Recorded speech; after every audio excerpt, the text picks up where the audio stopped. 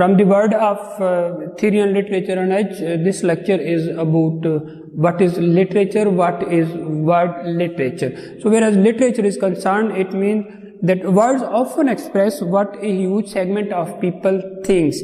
Words often express what a huge segment of people thinks. It means that that segment, if that is restricted, that is called national literature. That can be French literature, Russian literature, American literature, British literature, and that English literature, and that can be Indian literature, Pakistani literature. So these are literature which are expressions through words, so they are called national literatures. And words express what a huge segment of people thinks. So this is the first thing. This is called national literature. So literature is talking of one nation to the other. This is called world literature. When a nation talks to its own people, that's called national literature. When a nation talks to other people, to other nations, that is called world literature. So what is world literature? It is sum total of words, all national literatures. It is divided into two parts. The very first one is from Homer till Renaissance period, and then from Enlightenment till date. This is the second part. It is divided into two parts. So all literature from Homer till date is a part of world literature. And when we talk about national literatures, it is said, usually said, because they say that to talk about national literature is futile. And this was the thing which was molding all the literature, national literature towards world literature. And they said that to talk about national literature is futile because the world has become a global village. It means that now national literature is not of as much significance as is this world literature. And they also say that we cannot understand the world, the meanings of life, this universe, the meanings of this existence, the purpose of this existence, until we are not aware of this thing which is called world literature. And whereas world literature is concerned, man is at the center of this world literature, because man writes about other men in drama, in novel, in short story, in poetry. There are who are there? There are human beings. There are human beings. There are men. There are women. There are children. There are elder people. There are old people. There are young people. And the man who is writing about them, he is also a man. It means that the proper study of mankind is man. Man is at the center of world literature. And here, the existence of man is going to be questioned. The meanings of man's life are going to be questioned. All the ideas are going to be questioned. It means each and everything is going to be questioned. So it means that this literature, this world literature, it is going to become dialogic in nature. Dialogue, there are going to be involved all the nations which are existing in this world. They are going to have connections through these type of dialogues, and these dialogues are through the writing of literature, through writing of dramas, novels, short stories, and plays, etc.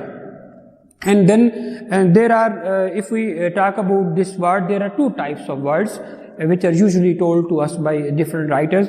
One is this concrete word. This is called concrete word. Concrete word means the word which is full of realities, full of tensions, frustrations, anxieties, worries. There are suffering, there are miseries, there are worries, there are so many disturbances in this world. This is called the concrete world.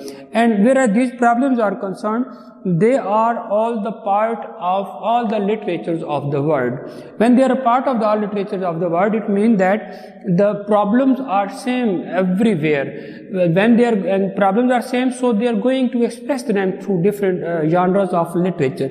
And then other literature or other domain is that is of the word of imagination. Word of imagination means that now we will have to move toward the definition of a literature, which says that literature is an attempt to change disorder into order.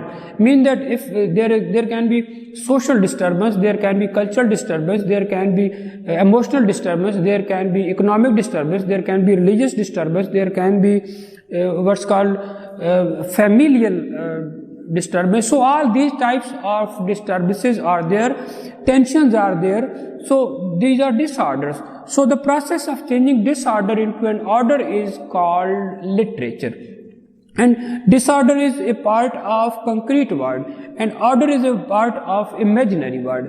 And when we move from a concrete world to an imaginary world, the result is that we are hoping for something called utopia. So all the literatures of the world, they are working for this, and as the man is at the center of this, and man's existence is at the center of this, meanings of life are going to be asked. Different types of cultures are going to talk with one another in the form of dialogues. So this all movement is towards utopia. Then another thing that is most important is that is the most of the themes which are part of the literatures or which are the part of national literature in the world.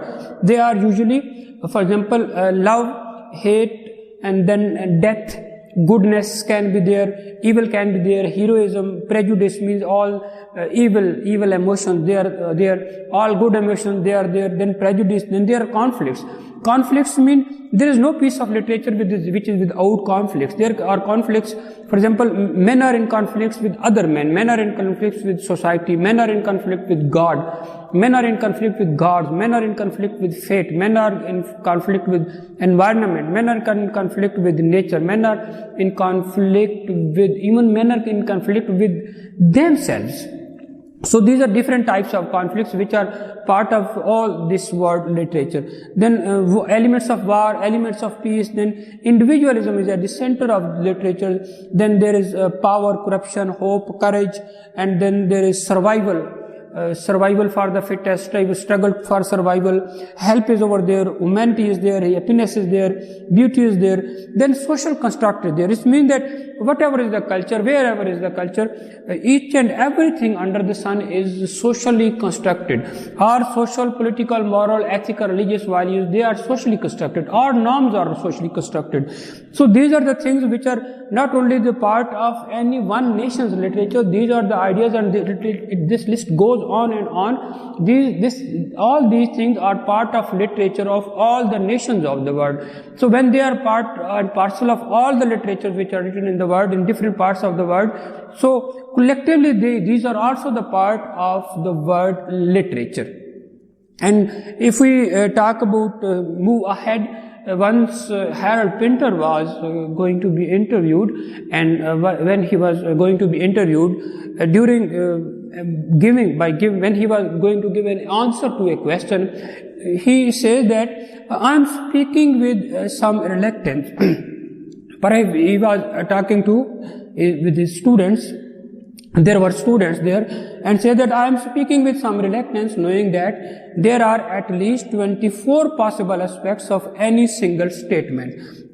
Now this is the most important thing with reference to literature and also with reference to world literature. Now if somebody asks that why 24, why not 25? So he was randomly using. It means that any statement means any drama, any novel, any short story, any piece of poetry, there can be at least 24 interpretations of that. It means that there can be more and more interpretations, because when time changes, when space changes, it means the readers are also going to be changed, circumstances are going to be changed, in the same manner the conditions are going to be changed, so the interpretations of a piece of literature are also going to be changed. So this is the characteristics of world literature. There are so many, there are countless, there are multiple interpretations.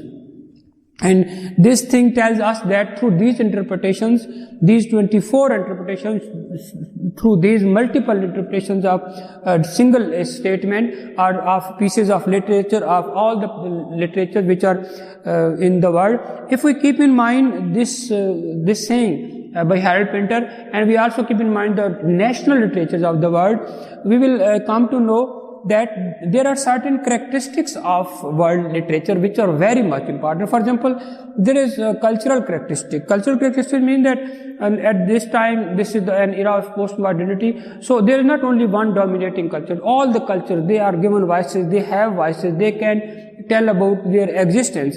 They are important. When they are important, it means that at this time, through world literature, we will have to understand all other cultures also. We will have to give value to them. We will have to live with them. And it means that in this way there will be a mutual understanding among different cultures. Then intellectual value means that when you are going away from your own national literature, you are going to be strong intellectually. It means that you are going to understand life in depth. Then emotional intelligence means that literature is full of emotions. Literature which are written in our country, emotions of our people are going to be in collapse or in collaboration or in accommodation or in contrast with the emotions which are written in the literature of any other country. So the result will be that we will be in the position to understand their emotions, and we will give value to their emotions. Then benefit from the learning of others. This is a characteristic that in national literature there are so many people who are writing. They are different brains. Brains living in one country are totally different from the brains living in any other country, and all the readers, they can benefit from the insights of all those people who are part of world literature. And then national literature also open the mind, but world literature open the mind because it tells us that there are countless happenings in this world. Then to understand why individuals are as they are, world literature tells us that we think that why people behave in a certain manner in different circumstances. So world literature tells us that why individuals are behaving like that. Then this is the most important point, that tragedy is not something that is restricted to an area or to some people. It means that it is universal phenomena. Tragedy is an evil. It is here, there and everywhere. People are suffering politically, they are suffering with reference to their families, they are suffering economically, then they are suffering socially, they are suffering culturally. It means that there are different types of suffering. So through world literature we can understand that what is really tragedy which is faced by the whole world. Then development of empathy. Empathy even for those people who are not like us. This literature tells us that people are not against us. They just think differently than us. So it is a development of empathy. Then world literature molds our personality in such a way that we start questioning all the accepted knowledge. When all the accepted knowledge is questioned, it means that now there is going to be open new vistas of literature and understanding. Then it increases our understanding of history. Understanding of history means that from time immemorial or from Homer till date, there are so many people, there are so many writers, there are so many movements, there are so many theories, there are so many ideologies, there are so many wars. So it tells us about that how this world is developing or has come to this shape. Then social and political function, it means that it tells us what type of socialization was before this and what type of political circumstances were before this, and know how we can take help from them to mold this life.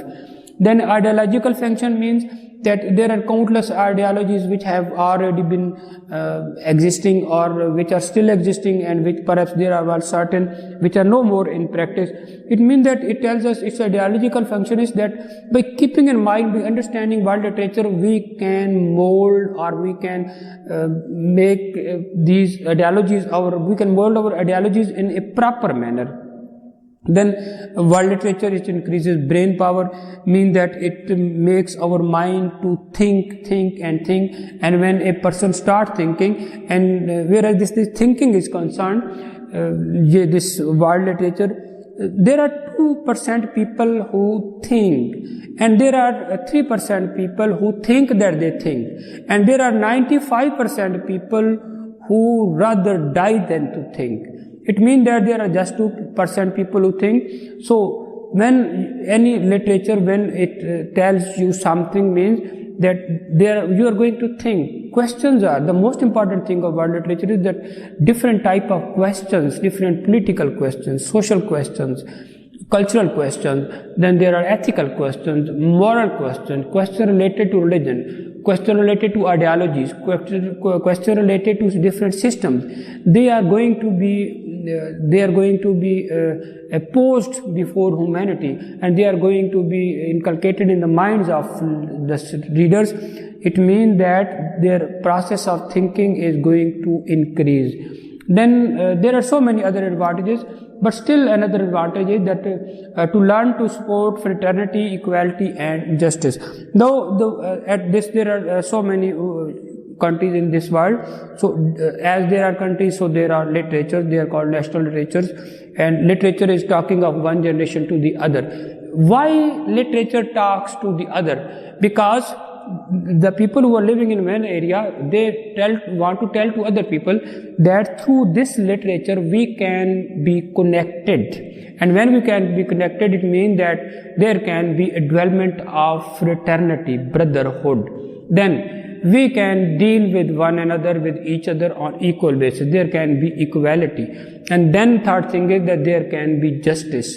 And if these things are, if world literature succeeds in playing this role of creating fraternity, equality and justice, it means that this will be the most fruitful canon ever used in the history of with the genre of English literature. Now with this world literature has become itself a new genre. So its demand is to create this fraternity, equality, justice, harmony, love and sacrifice and the feelings of goodness, so that a new and beautiful society may usher out.